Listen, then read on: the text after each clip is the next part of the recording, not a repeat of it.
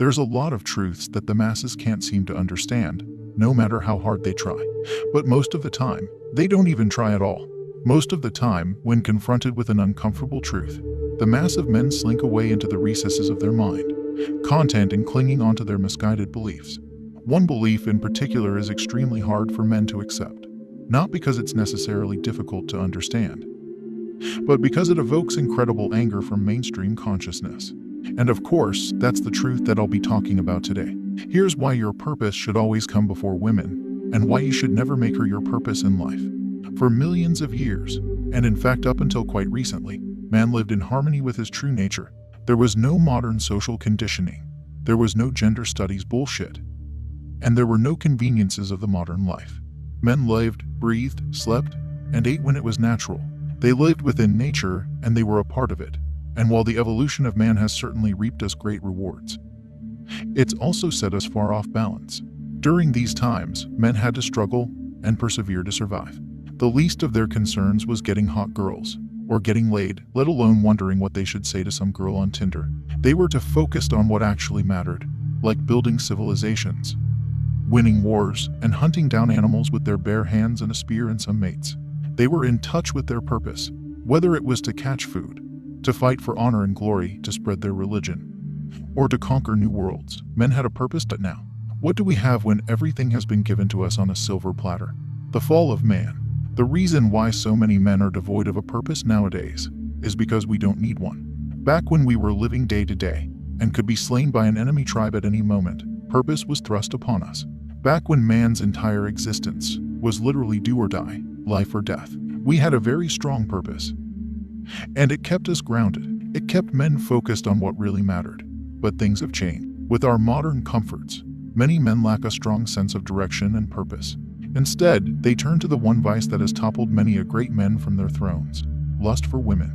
Everywhere you look, from the media which the mainstream masses consume so eagerly to the streets and halls of our structured buildings, you will see men chasing women, and it's pathetic. Making women your purpose. When you chase a woman, you put her before your purpose in life. You make her the star of your movie. You put her before your integrity. And you turn her into your true north.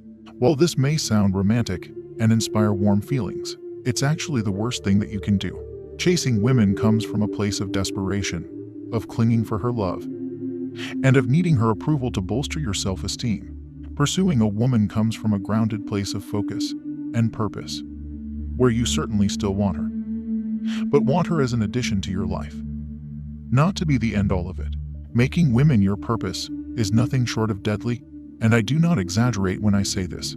Making a woman your purpose in life will almost inevitably lead to feelings of worthlessness, depression, self-loathing, and sometimes even suicide. Look at the Vikings, truly relentless warriors. What do you think their purpose was?